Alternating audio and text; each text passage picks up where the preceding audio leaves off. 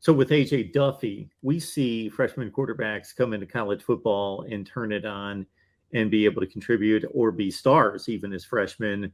AJ Duffy comes in as I don't have the numbers in front of me, but he was like a top 10 or 12 quarterback in the country coming out of high school. So the ceiling's obviously there. Yeah. Is it more your concern? Obviously, the lack of experience is always a concern, especially at that position. But in addition to that, maybe him just not being ready from a physical standpoint.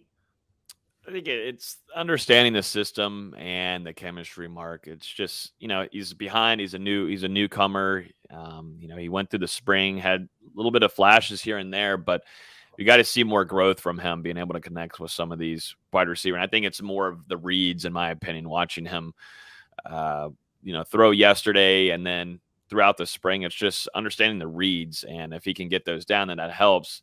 I thought he had a better deep ball today. That's something that he was struggling during the spring with. I thought, this is all one-day analysis, so don't take it too much for granted. But he did look a little bit better, in my opinion, for at least day one. And the deep ball, and that's something he needed to work on. But to me, it's all about reads for him and getting down that system. And Coach Norvell and Coach Tokars, they'll do a good job with doing that, but he's just got to be willing to be coached, and we'll see if that will continue to develop. A few players I see in the comments here of maybe some body changes that I wanted to see heading in that we saw. Dennis Briggs, defensive end. Hello. Wow. I thought he really impressed and stood out to me on Wednesday.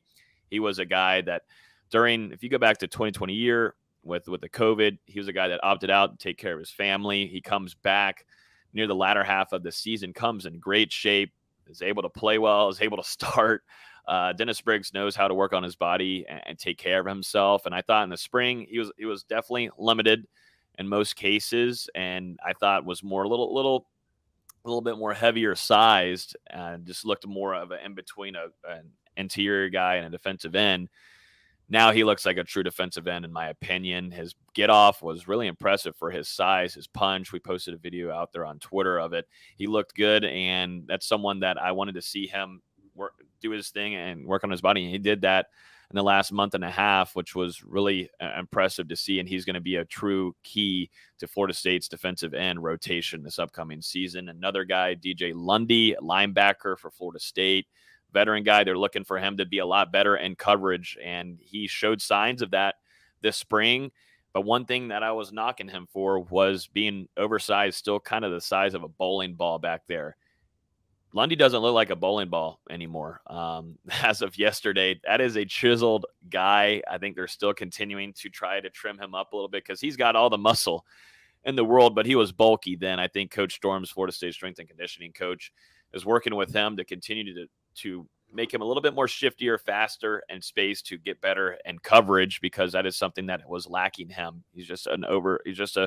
Was an oversized linebacker back there for Florida State in some cases, and that would slow him down in coverage aspects last season.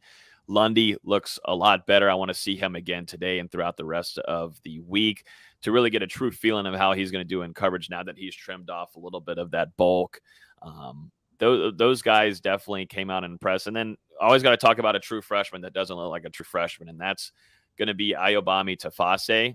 Incredible name, and it just goes along the lines with a dude that just absolutely looks like a Greek god right now. Shouldn't be 17 years old with how he looks. This is a gigantic human being. He's a Florida State defensive lineman that will not be playing this upcoming year.